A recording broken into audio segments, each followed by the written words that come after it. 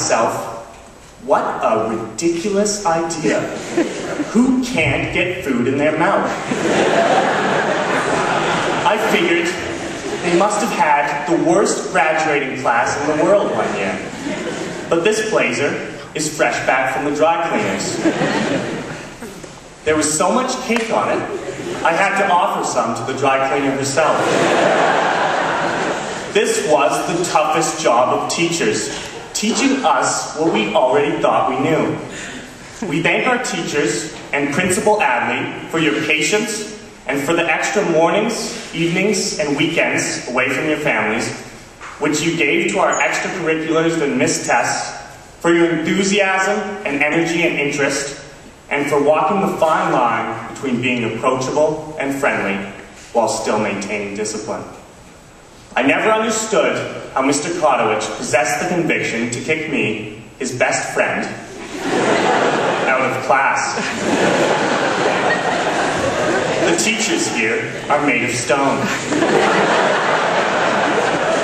You have to admire the faculty of the school.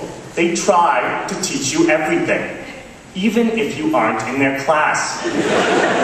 Mr. Boulian and Mr. Schneider, so loud, so passionate, they would try to teach you through the door or wall as you walk through the halls.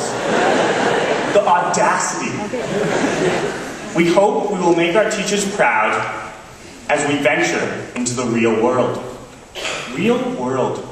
Why is it called such?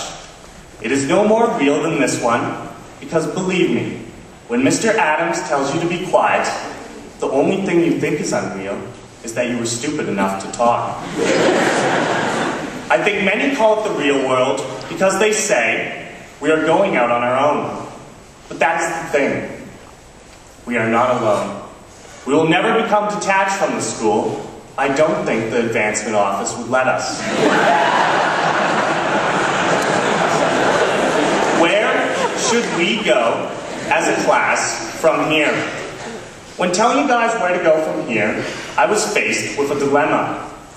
I'm really not in a position to provide advice, as I don't have the life experience, and I don't watch Dr. Phil, but I quickly got over this. So, should your goal be happiness beyond measure, personal self-satisfaction, getting everything you want out of life, kind of like how we've lived so far, is that why we're here? For why shouldn't we take what we can get? Isn't that success? Or do we owe something? Should our goal be to help others, to make sure they feel appreciated, to give something back? Especially as by simply living in Canada, we receive so much. I stressed over my words, because I knew my words would direct your actions for the rest of your lives. Until finally, consistent with our thinking so many times over our school careers, I thought to myself, why not both? Both can make everyone happy, truly. After all, we were able to go out the night before and still pass the test, though barely. We were able to have our cake and eat it too, at least in the case of my blazer. And we were able to go to the water park all day and still play in the basketball tournament that night, which we then lost for other reasons. So why shouldn't we help ourselves by helping others? Show heartfelt appreciation daily when other people do a good job, and appreciate ourselves when we do the same, though I doubt that needs to be said. Celebrate the success of others and recognize our own accomplishments. Make ourselves happy by investing in the happiness of others. This next part doesn't really fit in the speech because it's a lot better than something I could come up with. There are books out there, read them. There are starving people, feed them. Simply by participating in life, we help both ourselves and others. As Mark Le Dain once said, too often, we are told to be true to ourselves. Rather, I think, we should be true to someone better.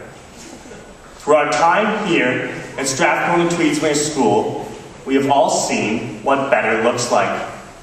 In closing, on behalf of the class of 2008, thank you to our parents, to the teachers, administration, and to the school itself, which I hear is very sensitive, particularly about its size,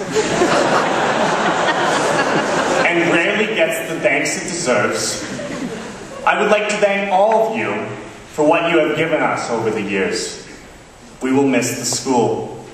We promise, in our competitive way, to make you proudest of each of us. Thank you.